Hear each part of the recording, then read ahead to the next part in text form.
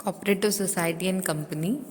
First meaning, it is a voluntary association of persons on the basis of equality to improve their economic conditions.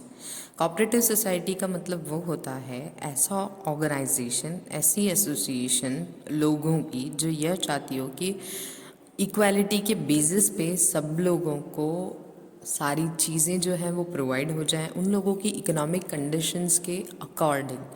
मतलब कि बहुत सारे लोग ऐसे होते हैं जिनकी इकोनॉमिक कंडीशंस ठीक नहीं होती है और इस एसोसिएशन का ये मोटिव रहता है कि सब लोगों को चीज़ें जो हैं इजीली अवेलेबल हो जाए, वो भी एकदम मार्केट प्राइस पे, मतलब कि स्टैंडर्ड प्राइस पे।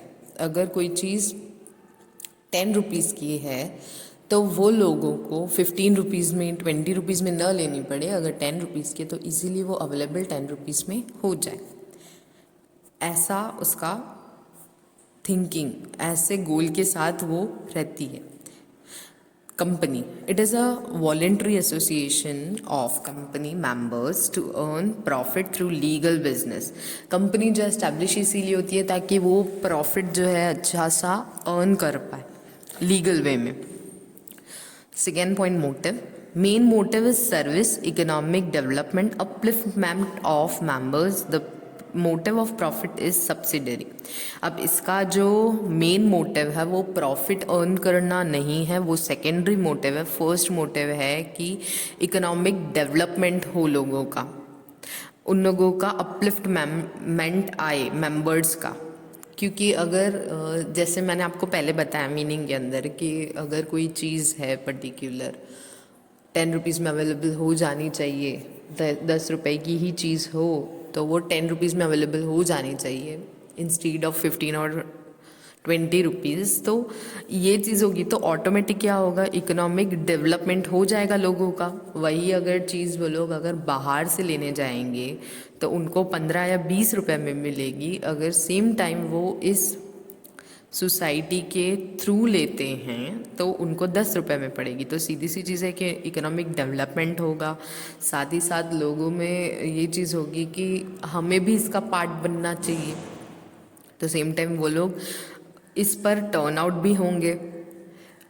अब बात करें अगर कंपनी की, तो उसका मेन जो गोल है वो मोटिव क्या है, प्रॉफिट अर्न करना।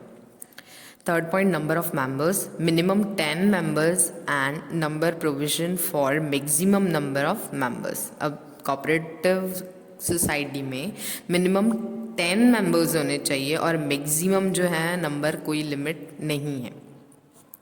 और कंपनी की बात देखें तो मिनिमम 7 मेंबर्स होने चाहिए और मैक्सिमम जो है उसकी कोई लिमिट नहीं है। Many as many they can be more.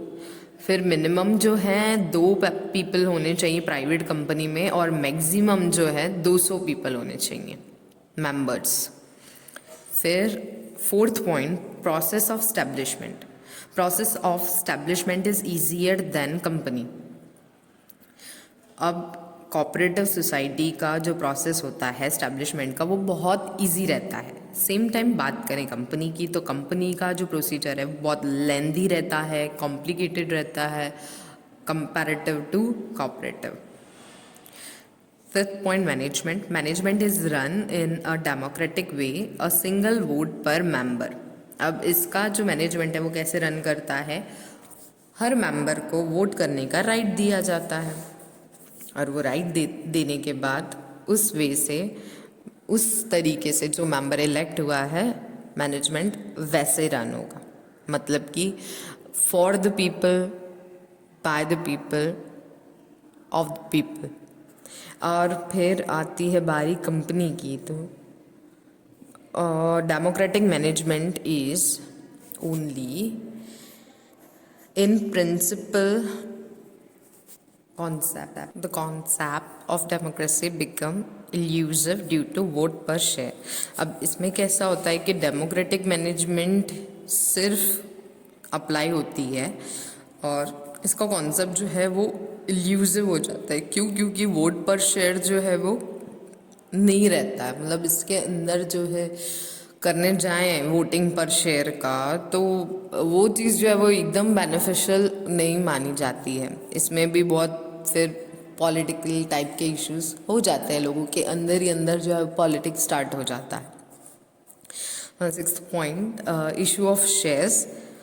Can issue shares carrying equal right end of same type. अब किस टाइप के शेयर्स के हैं इसके अंदर, तो इक्वल राइट्स होने चाहिए जिसमें सबको एक जैसे राइट्स जो हैं वो दिए जाते हैं, सबका एक जैसा रहेगा, सेम टू सेम टाइप के शेयर्स रहेंगे और इक्वल राइट्स रहेंगे, किसी को भी कम या ज़्यादा टाइप के शेयर्स जो हैं वो नहीं मिलेंगे और अलग अलग होंगे, वो चीज़ नहीं होगी, सेम रहेगा सब कुछ। Company can issue preference shares in addition to equity shares, और कंपनी को जो है वो इक्विटी शेयर्स भी इशू कर सकती हैं, प्रेफरेंस शेयर्स भी इशू कर सकती हैं। Then 7 point, transfer of shares and end of membership. No transfer of shares. Members can bring the end of membership by redemption of shares to society. अब cooperative society में क्या होता है ना, नंबर ऑफ शेयर्स जो हैं वो members जो हैं उनमें दिए जाते हैं, साथ ही साथ उन्हें रिडीम किया जाता है सोसाइटी में, फिर उनसे जो पैसा आता है वो लोग उसको लेकर और पूरा कलेक्शन करके और बांट लेते हैं। सेम टाइम कंपनीज में क्या होता है, शेयर्स कैन बी ट्रांसफ़र, वो इजीली जो है ट्रांसफ़र हो सकते हैं shares.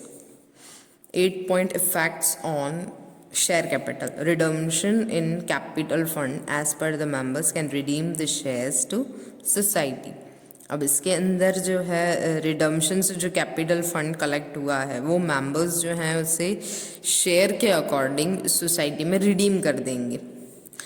Same time company, no alteration in capital fund by the purchase and the sales of shares of members. उनका जो पैसा परचेज या सेल से आया है वो उससे कुछ भी अल्ट्रेशन नहीं करते हैं। लाइक भाई पहले उनका कैपिटल जो है सपोज 10 करोड़ का था, अब पैसा बचा है परचेज से, सेल से, जो भी बेनिफिट हुआ है उससे वो लोग कैपिटल बढ़ा दें। भाई 2 करोड़ जितना इनकम ज़्यादा हुआ है तो चलो ये 2 करोड़ जो है वो कैपिटल 10 का है तो वो कि चेंज करके हम 12 का कर दें, तो वो चीज़ नहीं हो पाएगी। सेम टाइम कोऑपरेटिव में ये चीज़ हो सकती है। रिडम्पशन वाली जो चीज़ है, पहले कैपिटल कम थी तो उन्होंने कम से स्टार्ट किया और जैसे जैसे आती गई उन्होंने उस कैपिटल में उसे ऐड किया, तो वो लोग कर सकते हैं, लेकिन ये कंपनी जो है वो नहीं कर सकती है।